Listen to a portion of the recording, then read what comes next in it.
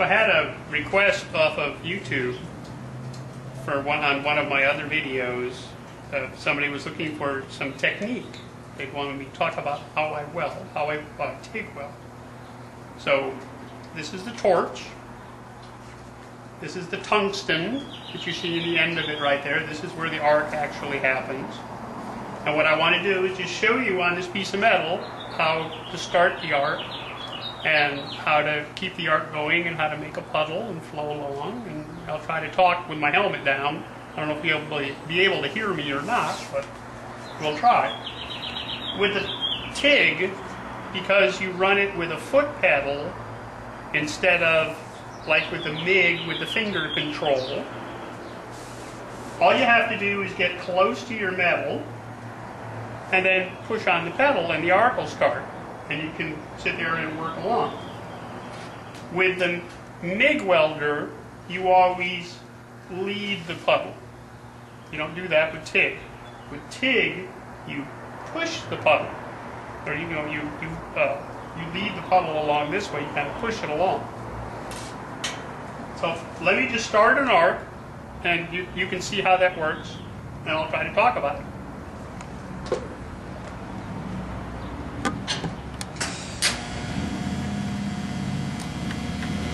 You can see right there that I don't really have a lot of molten metal going on because I haven't pushed down on the pedal very far. If I push it all the way down, you can see there's starting to get a little molten puddle going on where the scrap metal is starting to melt away. So as I bring my rod in, and I can go right to the edge of that puddle, and as I'm working along with my torch, I just start to melt that rod at the same time, where I can start a bead weld going along. It's a very slow process compared to MIG welding.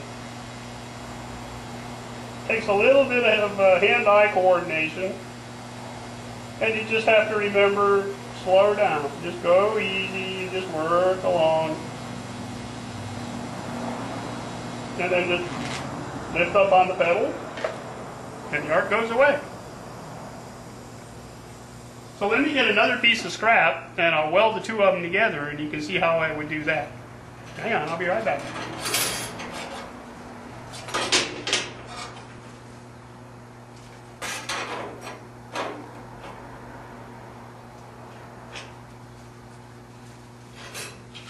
Put my glasses on.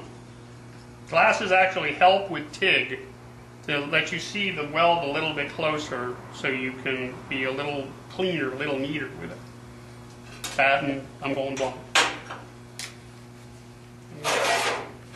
Turn it this way just a little. Okay, here we go again. And so I start the arc, and you can see both pieces of metal starting to get molten. So I'll go in and add a little filler rod to it. And now I've got a weld going. So you just have to keep the molten puddle moving along. Try not to burn through. And just keep adding your filler rod to it. Working back and forth, trying to keep the heat even on both pieces.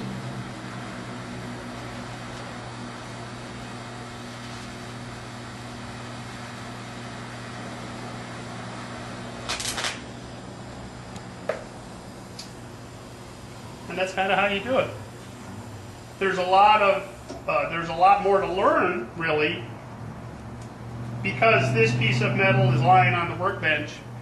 This one will take longer to heat up than this piece will that's out in the air. So as you're welding on this piece will have a bigger tendency to burn through, or just get totally molten, and then the whole thing falls out, and you have a big hole to fill in. So it takes a lot of practice. It's not as hard to do as people make it out. TIG welding is really pretty easy once you just kind of get the hang of getting the arc started and adding filler metal to it and working along. It just takes practice. Hope that helps. Bye.